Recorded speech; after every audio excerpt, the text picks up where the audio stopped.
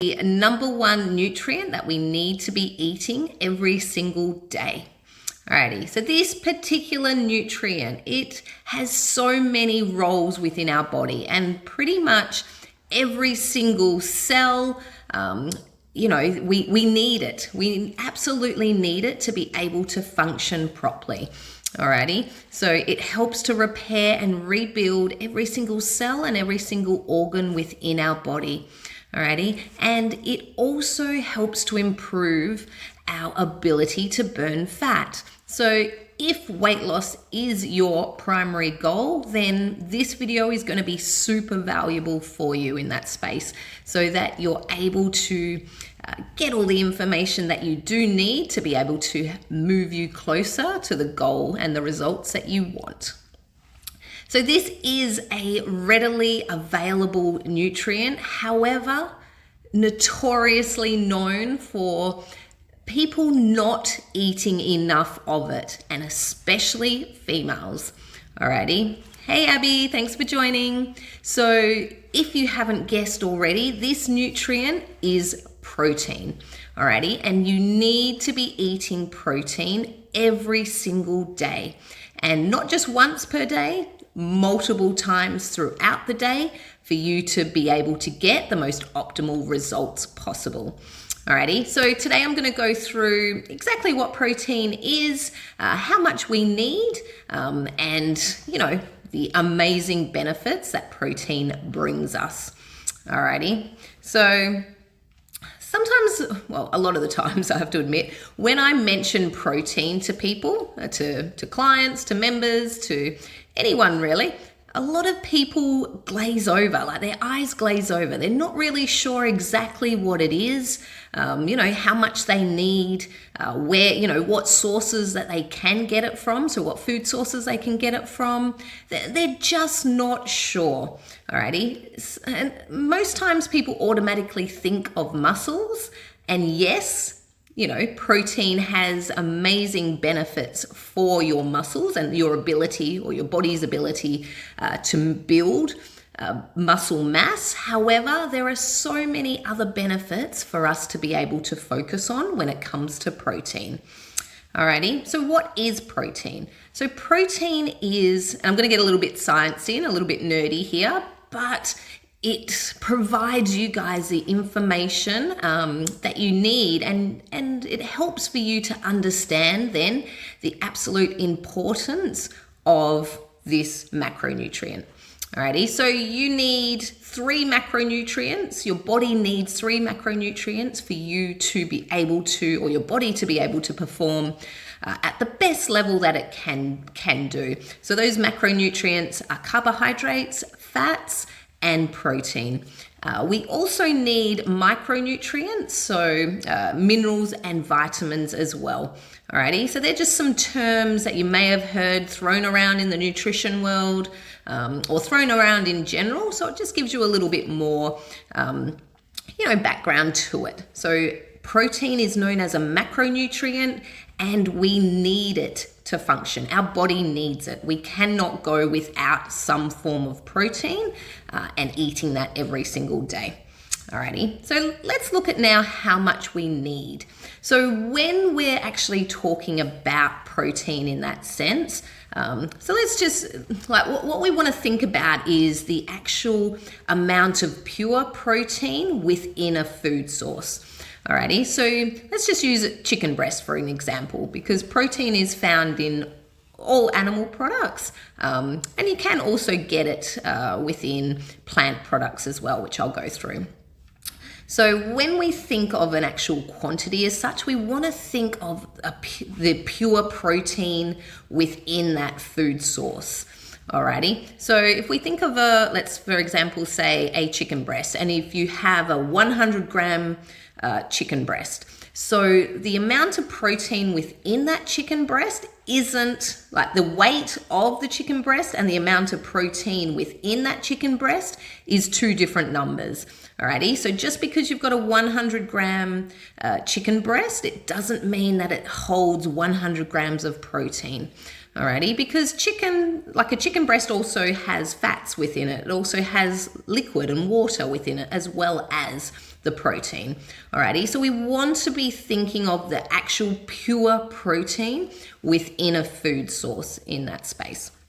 Alrighty, so for example's sake, like if you were to type into any calorie calculator, and you can bring up any calculator on Google or using, apps like MyFitnessPal or anything like that. If you type in 100 grams of chicken, then you're going to see that it equates to approximately 20 grams of protein within that chicken breast. So the 100 grams of chicken is holding around 20 grams of protein.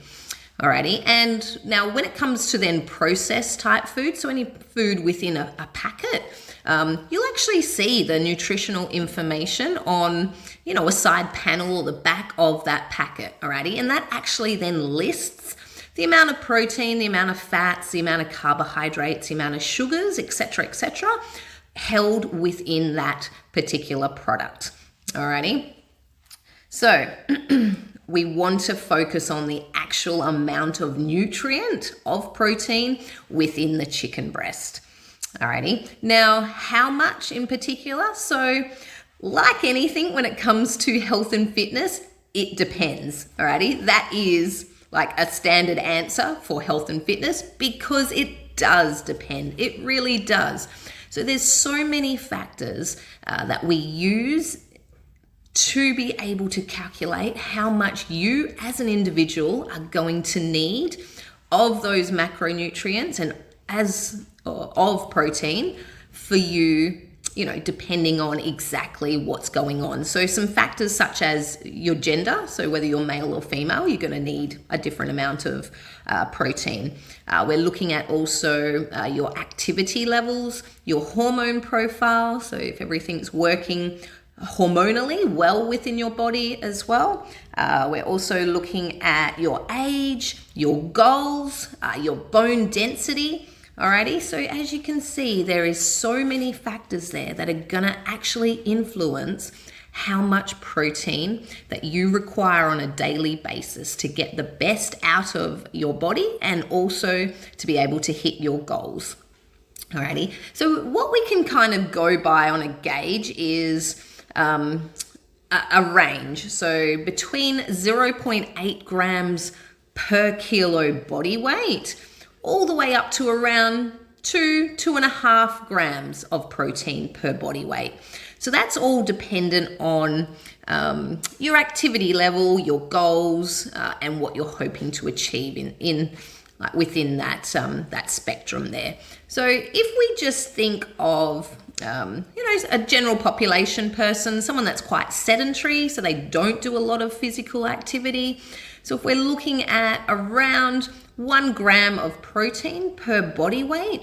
So if you're, for example, 70 kilos, if you weigh 70 kilos, then you're going to need around 70 grams of protein for that whole day to hit your minimum amount of protein needed. Alrighty, so it's not then just 70 grams of chicken for one meal. So as we kind of worked out before, 100-gram chicken breast is only around 20 grams of protein, pure protein. So you're going to need around, around 250 grams of actual chicken or, of the protein source spread out throughout your day for you to be able to hit that 70-gram protein, factor there, alrighty, for your diet. So it just depends on the individual. And if you're someone that is actually looking, you're doing strength training and you're actually looking to lose fat, so burn fat and increase muscle, because the more muscle we increase, the more fat that we can burn. So if you're looking to tone up and build strength in that space, then you're going to need a lot more protein to be able to fulfill your body's needs of that protein. And we're going to get into that a little bit like within the video as well. Alrighty. So probably the best gauge that we can use in regards to protein is to use our palm. Alrighty, so use our hand, and the protein amount is going to be the size of our palm, and then also the thickness of our palm. And the best thing about this, our hand is attached to us, so it's always going to be with us. It's something really portable, alrighty, and it's super, super easy, alrighty. So if you can use your palm of of your hand as a gauge for your protein levels, then it's going to be, it's going to pretty much have you covered in that space. So, if you're eating, say, 4 meals a day, then you need 4 times that of your protein. Alrighty. So just to give you a little bit more sciencey type of stuff around protein, to give you a lot more, information, and so that you can understand how important the protein is for our bodies, is there are 22 different amino acids in protein, alrighty? So when we consume protein, the tiny little particles, we consume protein and then our body digests it. There's 22 little particles that are, running through our body, and after that happens in that process. So these are called amino acids, alrighty? So they help build the muscle, they help, replenish our cells and everything like that. So for we need a complete protein source to receive those 22 amino acids, alrighty? Now, let me say that again. That's not right. Our body actually produces 13 of those amino acids on its own. Our body is able to manufacture that. 9 of those amino acids we can only get through our food, and that is called the essential amino acids. Alrighty. So if we're deficient in any one of those amino acids, then we can get that from our food, or through supplements in that space. Alrighty, so that's why it's so important to just mix up the choices that we're eating. So mix up and have a variety of those protein sources so that we can get all those different amino acids that our body actually needs. Alrighty, and not all protein sources are created equally in that space. So you're going to get certain amino acids from certain foods. So the amino acids that you receive, let's say from a chicken breast, is going to be different from the aminos that you're going to receive from, let's say, lentils or, a vegetable-based protein source. Alrighty. So really important then just to keep mixing up your protein sources and your food choices. Alrighty, so a complete protein source holds or contains all 22 aminos is an animal protein. Alrighty, so animal proteins are the best type of protein, or the best protein source that you can eat. However, I do understand there's, and I have some members myself that are vegans, and I've had some members before that are vegetarian as well. So you can also receive proteins through plant sources too. Now, a plant source, which is a complete amino or a complete protein source, is soy. Alrighty, so that's where you can get all 22 of those aminos through your food. As a vegan source, so soy. Now, just be really careful with soy when it comes to soy, because it is a genetically modified product or a crop. Alrighty, and with that, 85% of the world's sources of soy are genetically modified. Alrighty, and then those crops, they actually use really toxic chemicals on the crops, things like Roundup. So you just really need to be aware that, if you're consuming soy products, you're then going to be consuming those toxic chemicals as well. So what we can do to prevent that is actually purchase organic products. Alrighty, so organic soy is not going to have the genetic modified and the sprays and everything like that. Alrighty, so just be aware when it comes to soy products. Okay, so let's talk about some other foods that contain protein. So I mentioned before your animal products. So every animal product that's produced by an animal contains protein.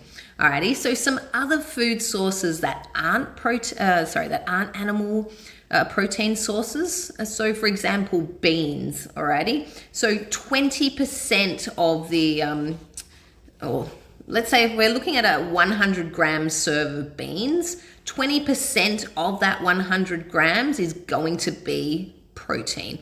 Alrighty, so around 20 grams of protein within your beans. So that's quite a high source of protein in a plant product. Alrighty, nuts are also good. So almonds on that scale there, they're about 17 grams of protein per 100 gram. So remembering, we're not just having that 100 grams of almonds and counting that as 100 grams of protein. That is the weight of the food, but the pure protein contained within the food. So for the almonds is around 17 grams of protein. Seeds also are really good. So your sesame seeds, your pumpkin seeds, what else have I got? Pine nuts. Pine nuts is another one that's really high as well, about 31% of protein, per 100 grams. So that's really high in protein as well, and amazing for my vegans, for my vegetarians as well. So you don't always have to get your protein from an animal source. And actually being able to mix it up and getting it from both is ideal, because as I said before, not all aminos are created equal. Okay, you're going to get certain amino acids from certain protein sources. Alrighty, and so our body is able to manufacture 13 of those amino acids, and the other 9 are known as essential amino acids, and we need to get them from food. Alrighty. Okay, so let's look at why protein is so good for fat loss, or so good for our body. So it's not just good for fat loss, but that is a big driver of, and a huge benefit of protein. However, protein in general is, as I said before, we need to eat protein for our body to actually function. Alrighty, so if your goal is fat loss, then protein acts as a hunger suppressant. Alrighty, so that hormone leptin that triggers the I'm full feeling, that helps us to control our portion control, and it helps to prevent overeating in that space as well. So if we're feeling full, and that leptin hormone is letting us know, then we're more likely to not overeat if we're eating enough protein. Alrighty, it also suppresses the I'm hungry hormone, which is ghrelin. So again, it's going to help within our portion control, and it's going to help us to prevent overeating. Alrighty, because if your goal is fat loss, if you're overeating, then you're not going to get to your goal. Alrighty, so make sure you're eating protein with every single meal that you have throughout the day. Alrighty. Now, protein also helps to balance our sugar cravings as well. So what it does is it helps to balance our blood sugar levels throughout our body, So it's going to help to prevent those huge sugar spikes that we might have, or that we will have when we're eating things like carbohydrates. Alrighty. So if you're eating simple carbohydrates and processed refined carbohydrates, you're going to have huge spikes in your blood sugar levels, as opposed to eating some complex carbohydrates such as sweet potato or rice, brown rice. Then it's going to be a lot more stable. Your blood sugar isn't going to go as crazy. Alrighty, so it helps to balance out your sugar cravings. Alrighty, and we all know that when we get a sugar craving, or we're acting on a sugar craving, we usually don't have a lot of control in that sense, as in you overeat. Alrighty. So running with that, it's going to help reduce your overall calorie intake across the day.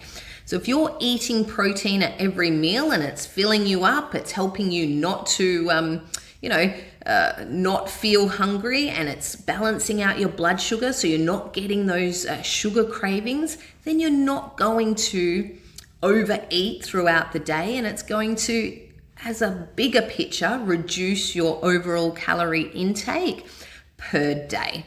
Alrighty, so these all contribute to fat loss. Alrighty, so protein also increases our metabolism. So there's something called the thermogenic effect of eating. So when we actually eat a protein source, our body requires more energy to actually burn and break down and digest that protein source compared to your fats and your carbohydrates. Alrighty, so it's a thermogenic effect of eating. So our body is actually burning calories and more calories to break down and digest that protein source. Alrighty, so it's an easy way for you to burn more calories just through eating. So that sounds like a win-win to me. Alrighty, so protein also helps to increase our muscle mass. And the higher our muscle mass is, usually then the lower our body fat percentage is going to be. And muscle mass burns more fat than your body fat will. Alrighty, so your body to keep that muscle active, to keep it, at an optimal level, takes energy to burn. Alrighty, and it's gonna burn more calories the more muscle mass that you have compared to body fat. Alrighty, so the greater your protein intake, then the greater your muscle mass is going to become, and the less your body fat will be, and the more calories that you burn to maintain that muscle mass. Alrighty, so that's another advantage to having a higher muscle mass compared to body fat. So a muscle mass body fat ratio. We want a higher muscle mass compared to body fat there. Alrighty, so protein also increases our bone strength. Alrighty, so when, our muscles are connected to our bones, so our bones are needed to be strong to keep those muscles connected, to keep them in a safe environment within our body. Alrighty, so the protein also aids to improve and enhance our bone density to support then those muscles and your joints while then doing exercise or just everyday activities. Alrighty, so the more than, say, strength training or, weight resistance training that we can do, we're building up that muscle mass, which then needs and requires those bones to, equal in strength against the muscles to be able to even hold us upright. So to be able to, hold our bodies upright, we need strong bones. Okay, so the protein is going to enhance our bone density. So you might think, oh, that doesn't really mean too much to me. However, as a woman, when you're getting a little bit older towards menopause, this is super, super important, because as a woman, when we go through those hormonal changes of menopause, our estrogen levels drop, alrighty? So that actually because of the hormonal drop, our bones are at a more susceptible level of osteoporosis and breaking and fractures and everything like that. So we need protein to be able to build that bone strength and that bone density up. So if you're a little bit older, 50, 60, or say around 50, and you're going through menopause or you're leading up to menopause, then I'd highly recommend increasing your protein intake, or at the very least making sure that you're eating enough protein, And B, I'd really recommend that you start doing some weight resistance training to build that bone strength, to build that muscle strength. Alrighty, so it's going to decrease your chances then of osteoporosis. Alrighty, so ultimately, it's keeping your body as healthy as possible as you're going through those hormonal changes.